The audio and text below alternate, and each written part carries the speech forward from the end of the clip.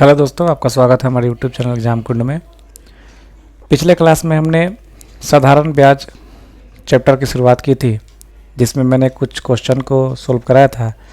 आज उसी को हम आगे बढ़ेंगे और क्वेश्चन को बारी बारी से सोल्व करेंगे और उसी के साथ कंसेप्ट को भी समझते चलेंगे। देखिएगा, आपके सामने क्वेश्चन दिख रहा होगा, क्वेश्चन नंबर 6। क्वेश्चन क्या कहता है? राम ने सीता से 3 वर्ष के लिए 14% की दर से 6300 रुपये उधार लिए। उसने कुछ धन मिलाया और 16% की दर से 3 वर्ष के लिए ही, यहाँ भी 3 वर्ष है, यहाँ भी 3 वर्ष है, गीता को उधार दे दिया। यानी 6300 रुपया लिया 3 वर्ष के लिए और 3 वर्ष के लिए ही उसमें कुछ पैसा मिला दिया और उसी पैसे को गीता को उधार दे दिया। ऐसा करने से उसको 618 रुपये का लाभ प्राप्त हुआ। तो ज्ञात करें कि उसने कितना पैसा मिलाया था। ये आपका क्वेश्चन हो गया। क्वेश्चन को समझिएगा, कंसेप्ट अगर समझ गए तो आप इजीली इसको सॉल्व कर सकते हैं। अब देखिएगा, जो हमारा बेसिक मेथड है वो क्या कहता है, पहले उसको समझ लेंगे, फिर हम अपना अल्टरनेटिव मेथड से आपको सॉल्व करने का तरीका सिखाएंगे। सबसे पहले देखिएगा कि 6300 रुपया हमारा क्या है, प्रिंसिपल है। उसको 3 वर्ष के लिए 14 के दर से लेता है, तो जो हमारा ब्याज बनेगा, और फिर इसी 6300 रुपये में कुछ रुपए अपना मिला देता है। मान लीजिए कुछ प्रिंसिपल, कुछ अमाउंट अपना मिलाता है, कुछ रुपए मिलाता है, और उसको जो है 16% के दर से 3 साल के लिए ही दे देता है। किसको? गीता को। तो ऐसा करने से, उससे बीच में माइनस लगाते हैं, ऐसा करने से यहाँ जो अमाउंट उसको मिला और उसको राम ने सीता को जो अमाउंट दिया, तो उसको कुल जो है 618 रुपये का लाभ होगा। यानी इस इक्वेशन में से इस इक्वेशन को घटाएंगे तो 618 रुपये का डिफरेंस आएगा, और इसको सोल्व करेंगे तो हमारा पी का वैल्यू निकल के आ जाएगा, वही हमारा आंसर होगा। ये हमारा बेसिक मेथड हो गया। अब देखिएगा, इसके अलावा, बेसिक के अलावा जब हम इसको अल्टरनेटिव मेथड से सोल्व करेंगे तो कैसे करेंगे? देखिएगा, छोटी सी बात है, पहले हम पैटर्न को तैयार कर लेते हैं। सीता है, उसके बाद कौन है? राम है, उसके बाद गीता है। क्वेश्चन के पैटर्न को तैयार कर लेते हैं। सीता से 6300 रुपये राम लेता है और राम उसमें कुछ रुपए मिला देता है। मान लीजिए पी रुपये मिला दिया। सीता से 6300 रुपये लिया और पी रुपये मिला के ये अमाउंट जो है उसने गीता को दे दिया। यहाँ उसने लिया कितना परसेंट इंटरेस्ट पे? 14% के इंटरेस्ट पे, और यहाँ उसने दिया 16% इंटरेस्ट के रेट से। और ऐसा करने से उसको 618 रुपये का लाभ हुआ। तो समझिएगा, यहाँ अगर राम जो है 6300 रुपये लिया और 6300 रुपये ही अगर सिर्फ गीता को देता, तो सूखा सूखी उसको यहाँ 14% पे लिया था और यहाँ 16% पे दिया, तो सूखा सूखी उसको 2% का दलाली मिल जा रहा है। अगर अपना अमाउंट नहीं भी कुछ मिला है, अपना प्रिंसिपल कुछ नहीं मिला है, अमाउंट मीन्स मिश्रधन नहीं, अमाउंट मीन्स कुछ रुपया मिला रहा है, ये मेरे कहने का सेंस है। तो अगर नहीं भी मिला है तो उसको सूखा सूखी 2% का दलाली मिल रहा है, क्योंकि सेम समय के लिए दे रहा है, 3 वर्ष के लिए ही दे रहा है।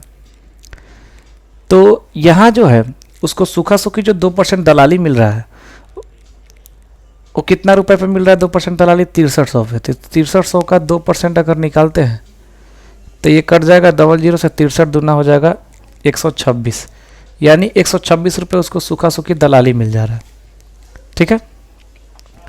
और टोटल उसको ऐसी, टोटल इस क्रिया में उसको टोटल जो है 618 रुपये का लाभ हुआ। कितना साल में? 3 साल में। तो 1 साल में लाभ कितना हो जाएगा? 3 से डिवाइड कर देंगे। तो 3 से डिवाइड करेंगे 618 से, तो 3 दूना 6, 3 6 18, 206 रुपये का उसको लाभ हो रहा है। तो 206 रुपये का उसको लाभ हो रहा है, जिसमें से 126 रुपये उसको दलाली से मिल जा रहा है 2% पे।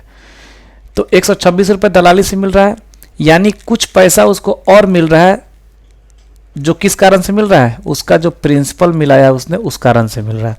यानी अगर 206 में से 126 माइनस कर ले तो ये आएगा, तो आपका 80 आएगा। ये कितना रुपये आएगा? 80 रुपये। और ये 80 रुपये उसको क्यों मिल रहा है, किस कारण से मिल रहा है? यहाँ जो उसने प्रिंसिपल अपने तरफ से कुछ अमाउंट कुछ पैसा लगाया है, इसकी वजह से 80 रुपये उसको मिल रहा है। तो ये पी निकालना है। तो हमारा पी निकालना है, कितना परसेंट रेट से दिया है, 16% के रेट से। अभी हमने जो डेटा निकाला 1 साल का निकाला, गुना 1/100, और यही ना दे रहा है, इसी प्रिंसिपल पे ना इसको मिल रहा है 80 रुपये बराबर 80। तो P बराबर क्या आ जाएगा, ये जाएगा 16×5 = 80, और ये 100 से गुना हो जाएगा। तो P बराबर 16×5 = 80, 100 से गुना हो जाएगा, तो P बराबर 500 रुपये। यानी 500 रुपये राम जो है अपने तरफ से लगाया, जिस कारण उसको एक्स्ट्रा जो है 80 रुपये साल का मिल रहे थे। तो हमको यहाँ मेन क्या निकालना था कि राम ने अपने तरफ से कितने रुपए लगाए, 500 रुपये। यही हमारा ऑप्शन सी आंसर हो जाएगा। ठीक है, तो ये क्वेश्चन अगर आप समझे हो, नहीं समझे हो तो वीडियो को रिवाइज करके देख के समझ सकते हैं। उसके बाद अगला क्वेश्चन देखते हैं। इस तरह का छोटा छोटा क्वेश्चन एग्जाम में खूब पूछता है। कोई धन 3 वर्ष में अपने आय का 8 गुना होता है, तो कितने समय में अपने आय का 64 गुना हो जाएगा। देखिएगा, मान लीजिए कोई धन 1 यूनिट, ये अगर 8 गुना होता है और ये अगर 64 गुना होता है, तो इसका मतलब समझिएगा। तो सबसे पहले ये समझना है कि अगर कोई धन 1 यूनिट है, अगर 1 यूनिट से अगर वो 8 यूनिट होता है, तो उसमें उसको सिंपल इंटरेस्ट के रूप में कितना यूनिट और आना चाहिए। तो 7 यूनिट और आके इसमें मिलेगा, तभी तो उसका 8 गुना बोलेंगे। यानी अगर 1 रुपया है, अगर उसको कभी वो 8 रुपया हो जाता है, कभी वो क्या होता है 8 रुपया हो जाता है, तो यानी इंटरेस्ट के रूप में इसमें कितना रुपया और मिलना चाहिए, 7 रुपये। तभी तो ये जोड़ेंगे तो 8 रुपया हो जाएगा, और 1 का 8 गुना भी हो जाएगा। ये समझ रहे होंगे आप बात को। तो यहाँ जो है 1 रुपये जो है, 1 यूनिट जो है, मान लीजिए 1 यूनिट 8 गुना हो रहा है, तो उसमें सिंपल इंटरेस्ट के रूप में 7 यूनिट और आया होगा। तो वैसे ही 1 यूनिट अगर 64 गुना होता है, तो सिंपल इंटरेस्ट के रूप में कितना रुपया आया होगा, सिंपल इंटरेस्ट के रूप में 63 यूनिट आया होगा। मैं यूनिट बोल रहा हूँ या रुपया बोल रहा हूँ, कन्फ्यूज नहीं हुईगा। 63 यूनिट आया होगा, तभी जाके 64 गुना हो जाएगा। अब जो कंसेप्ट क्या समझिए कि 3 वर्ष में हो रहा है 8 गुना, 3 वर्ष में हो रहा है 8 गुना। तो ये कितने वर्ष में, 3 वर्ष में, 3 वर्ष में 8 गुना हो रहा है। यानी हमारा सिंपल इंटरेस्ट 7 यूनिट कितना वर्ष में हो रहा है, 3 वर्ष में। तो सिंपल इंटरेस्ट 63 यूनिट कितना वर्ष में होगा, यही हमको निकालना है। तो देखिएगा, ये 7 यूनिट हो रहा है 3 साल में, तो 1 यूनिट होगा 3/7 साल में, तो 63 यूनिट हो जाएगा 3/7 गुना 63, यानी 7 9 63, 9 3 27, यानी 27 साल में, 27 साल में 63 यूनिट हो जाएगा। यानी कोई धन अपने आप का 8 गुना हो जाएगा। कितना इजीली निकाले। इसी तरह से एक क्वेश्चन और प्रैक्टिस करते हैं ताकि आपका कंसेप्ट क्लियर हो जाएगा। देखिएगा, कोई धन साधारण ब्याज पर 6 वर्ष में 2 गुना हो जाता है, तो कितने वर्ष में 10 गुना हो जाएगा। फिर वही कंसेप्ट है, मान लीजिए 1 यूनिट है धन, तो ये 2 गुना होता है। कितना गुना होता है, 2 गुना। तो 2 गुना करने के लिए सिंपल इंटरेस्ट के रूप में अगर 1 यूनिट है, तो 1 यूनिट और इसका आएगा, तभी तो मिल के 2 गुना हो जाएगा। ठीक है, तो 6 वर्ष में 10 गुना कितने वर्ष में होगा, तो 10 गुना के लिए सिंपल इंटरेस्ट के रूप में कितना आना चाहिए, 9 यूनिट, तभी तो 10 गुना हो जाएगा। तो 1 यूनिट आता है 6 साल में। कितने साल में, 6 साल में 1 यूनिट आता है 6 साल में, तो 9 यूनिट आएगा कितने साल में, 9 6 54 साल में। हो गया आंसर। यानी कोई धन अपने आप का 2 गुना होता है 6 साल में, तो अपने आप का 10 गुना हो जाएगा कितना, 54 साल में। यही हमारा आंसर है, 9 6 54, यानी ऑप्शन सी जाएगा आंसर।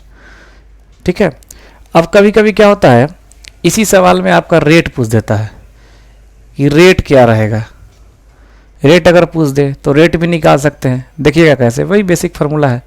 हमारा प्रिंसिपल 1 यूनिट माने हैं, ठीक है, रेट निकालना है तो आर रखेंगे, कितना साल है, 6 साल, और हमारा बटा 100, और 1 यूनिट प्रिंसिपल पे कितना यूनिट एसआई चाहिए, 1 यूनिट, तो एसआई भी 1 यूनिट मान लेंगे। तो आर बराबर क्या हो जाएगा, ये जाएगा 100 इधर और बटा 6, यानी डिवाइड करेंगे तो आ जाएगा 16.2/3%। 16 सही 2/3% हमारा आंसर हो जाएगा। यानी रेट अगर पूछ दे तो इसी बेसिक फार्मूला से रेट भी आप निकाल सकते हैं। उम्मीद है कि अब आपको समझ में आ गया होगा। अगला क्वेश्चन देखते हैं। कहता है कोई निश्चित धन 2 वर्ष में 2100, RS 2250 बन जाता है, दर ज्ञात करें। इसमें जो है कुछ मिसिंग है, मैं बता रहा हूँ क्या मिसिंग है। कोई धन 2 वर्ष में 2100 होता है तथा यहाँ पर छूटा हुआ है 5 वर्ष में